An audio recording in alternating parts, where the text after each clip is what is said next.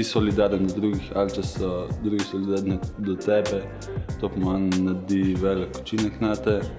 Zame je pa to v bistvu v glavnem neka empatija, da so ljudi čisto normalnega meni, ni nujno, da je to drugim, znam za to.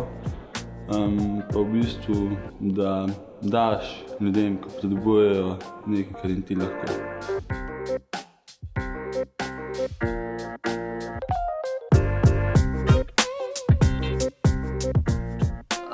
Ja, to je zame tako deljenje pomoči, izkušenj. Pač nekaj imaš in lahko to deliš z drugimi. Misli ljubljanskih mladih in predstavnikov organizacij. Solidarnost ni obveza, je stvar tvojega kompasa. Najprej si človek. Vzpostavimo lokalne solidarnostne mreže za spremembe na bolje. Naj bo sosedova krava zdrava. Solidarnost je skrb, da se vsi dobro počutimo.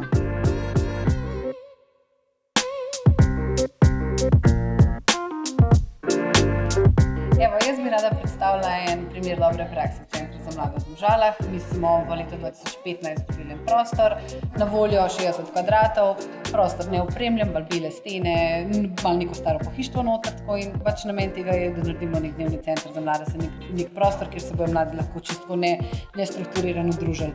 In ja, kako to naredimo? Se pravi, mi smo skupaj nabrali ogromno prostovoljcev, nekaj tudi zaposlenih, nekaj mladih, ki nam naš center obiskujejo, in smo v bistvu s takimi prostovoljskimi močmi v bistvu naredili iz podarjenih palet pohištvo, omare, starih gajbic, neke sedanje vreče, zašilnike, take blazince za sedeti in naredili tiste prve začetke tega dnevnega centra.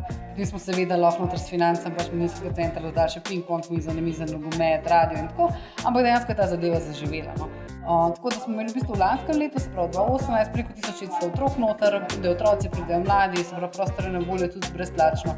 Zaradi mladinske organizacije lokalne, da noter še svoje dogodke speljejo, tako da mislim, da je res en primer dobre prakse, smo v bistvu nekaj naredili z zelo minimalnim finančnim upoštevkom. Regionalna srečanja Dajmo solidarnosti zagon, ki jih organizira Zavod Movit, Slovenska nacionalna agencija programov Erasmus+, Mladi v akciji in Evropska solidarnostna enota v sodelovanju z regionalnimi partnerji so namenjena raziskovanju koncepta solidarnosti, kaj nam ta v družbi pomeni in kako lahko skupaj zgradimo bolj solidarno skupnost.